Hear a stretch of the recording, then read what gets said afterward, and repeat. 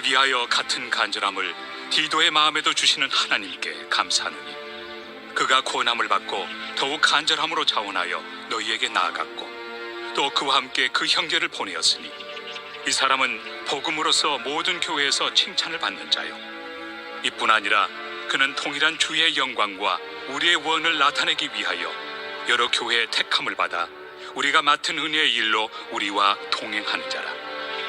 이것을 조심함은 우리가 맡은 이 거액의 연보에 대하여 아무도 우리를 비방하지 못하게 하려 함이니 이는 우리가 주 앞에서뿐 아니라 사람 앞에서도 선한 일에 조심하려 함이라. 또 그들과 함께 우리의 한 형제를 보내었노니 우리는 그가 여러 가지 일에 간절한 것을 여러 번 확인하였거니와 이제 그가 너희를 크게 믿음으로 더욱 간절합니다. 디도로 말하면 나의 동료요 너희를 위한 나의 동역자요 우리 형제들로 말하면 여러 교회의 사자들이요 그리스도의 영광이니라. 그러므로 너희는 여러 교회 앞에서 너희의 사랑과 너희에 대한 우리 자랑의 증거를 그들에게 보이라.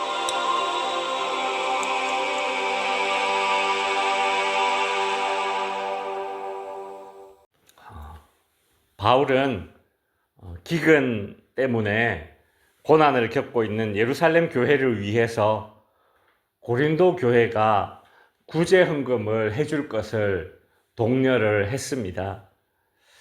그리고 고린도 교회가 이제 구제 헌금을 모으면 그 헌금을 예루살렘 교회에 이제 가져다 줘야 합니다. 이 중요한 일을 누가 해야 할까요? 바울은 마음속으로 누군가 이 일을 도와주기를 원했습니다. 함께 해줄 사람을 좀 찾고 있는 거죠. 고린도 교회 내에 있던 이 바울의 대적들이 바울이 이제 헌금을 중간에 가로챈다, 이제 이런 헛소리를 하고 다녔기 때문에 이 헌금을 운반하는 일은 바울 혼자서 절대 할 수 없는 일입니다. 더군다나 이 시절에는 여행객들을 노리는 그런 강도들이 참 많았습니다. 실제로 바울은 선교를 하기 위해서 이렇게 많이 돌아다니다 보니까 여러 차례 강도를 당했다, 이제 그렇게 말했거든요. 죽을 뻔하기도 여러 번이었습니다. 그러니 이번처럼 이제 구제 헌금을 수송하는 일에는 정말 목숨을 걸어야 할 수도 있습니다. 자, 누가 이 일에 동참할 수 있을까요? 아마 바울 주변에 여러 사람이 있었겠지만, 동역자들이 있었겠지만, 서로 눈치를 보지도 않았을까, 그런 상상도 해봅니다. 근데 바로 그때 디도가 자원을 했습니다. 16절에 보면 너희를 위하여 같은 간절함을 디도의 마음에도 주시는 하나님께 감사하노니 17절 그가 권함을 받고 더욱 간절함으로 자원하여 너희에게 나아갔고 라고 하죠. 여러분, 디도는 헌금을 수송하는 이 어려운 일에 자원했다고 합니다. 사실 이 디도는요, 이미 바울의 편지를 들고서 고린도 교회에 이미 한번 다녀온 사람입니다. 바울이 있던 이 마게도냐는 오늘날 유럽입니다. 그리고 고린도 교회는 그리스입니다. 마게도냐는 유럽에서 어디인가, 예를 들어서 이것은 특정한 어떤 한 도시를 가리키는 것이 아니라 경상도, 전라도처럼 매우 넓은 지역을 가리킵니다. 그래서 마게도냐 지역 중에서 고린도 교회까지 최단거리가 500km입니다. 500km.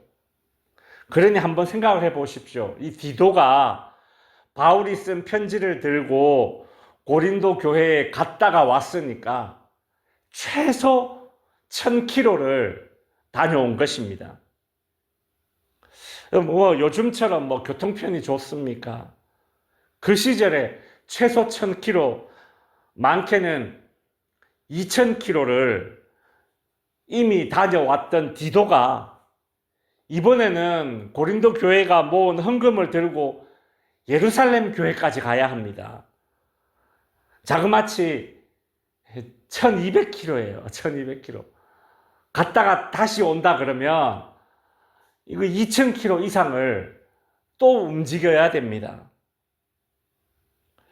이 힘든 일에 디도가 자원해서 손을 드는 겁니다. 디도에게는 간절함이 있었다고 합니다. 간절함. 오늘 본문에 보면 이제 간절함이라는 말이 많이 나오거든요.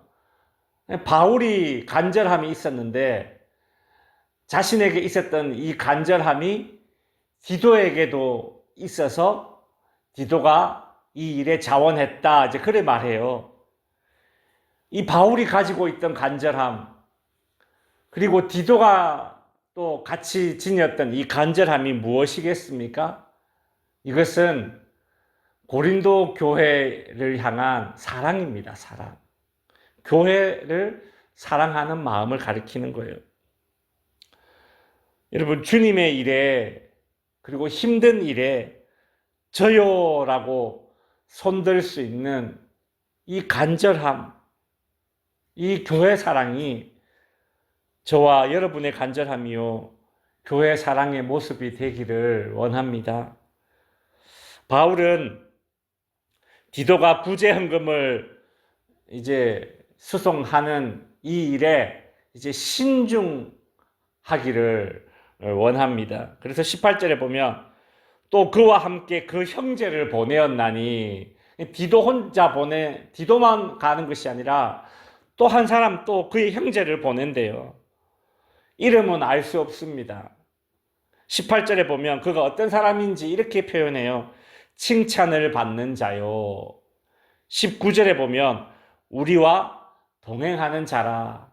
그러니까 헌금을 수송하는 일에 바울, 디도, 그 외에 또 한 명 또 있다라는 거예요.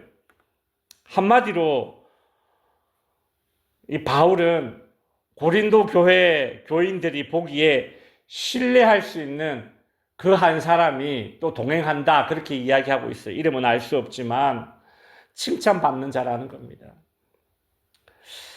또 이 사람 말고 22절에 보면 또 한 사람이 또 더 동행한다고 해요. 총 4명이 되겠죠. 바울 포함하면.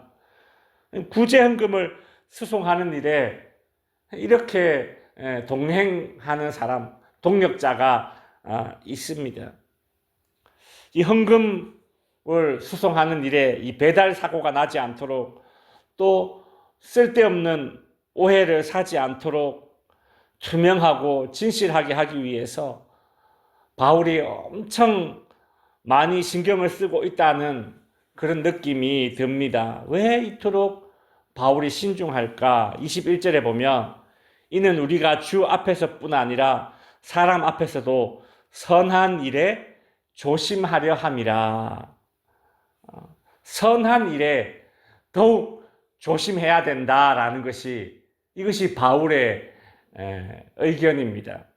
선한 일에 더욱 조심해야 됩니다. 정말 그렇습니다. 선한 일을 하다가 시험 드는 사람이 많잖아요. 그죠? 선한 일에 그래서 더욱 조심해야 돼요. 마귀는 선한 일을 회방하려고, 선한 일을 망치려고 호시탐탐 노리고 있기 때문에 하나님이 기뻐하는 일, 그 선한 일을 할 때는 더욱 조심해야 된다. 조심한다, 이 말이 신중해야 된다는 뜻이죠. 그죠? 우리는 오늘 본문에 나오는 바울의 이런 모습을 통해서 교회가 선한 일, 특별히 헌금을 다루는 일에 있어서 신중을 기해야 한다는 사실을 배우게 됩니다. 하나님의 일, 선한 일은 디도처럼 그리고 함께 동행하는 이 동역자들처럼 간절한 사람, 즉 교회를 사랑하는 사람들에 의해 이루어지는 것입니다. 하나님의 일, 선한 일은 자원하여 돕는 자들, 오늘 본문에 보면 이름은 알 수 없지만 칭찬받는 자들에 의해서 또 더 큰 역사로 열매 맺게 되는 것입니다. 하나님의 일, 선한 일은 반드시 회방하는 악한 세력이 기회를 엿보고 있기 때문에 더욱 신중에 신중을 기해야 되고 투명하게 해야 되는 것입니다. 그래서 교회가 정기적으로 재정 보고를 하고 또 교회 재정은 어느 한 사람이 맡은 것이 아니라 여러 사람이 같이 관심을 가지고 그렇게 기도하면서 섬기는 것이죠. 바라기는 저와 여러분도 디도와 같은 그 간절함, 즉 교회 사랑이 충만하기를 바랍니다. 우리 교회뿐이겠습니까? 이 땅의 모든 교회들이 헌금과 재정에 있어서 투명하고 진실하여서 시험에 드는 신자가 없고요. 모든 헌금이 그 목적에 맞게 효과적으로 그렇게 사용되어서 하나님의 일에 크게 쓰임받는 우리 덕지교회 그리고 이 땅의 교회가 되었으면 합니다. 기도하겠습니다. 하늘에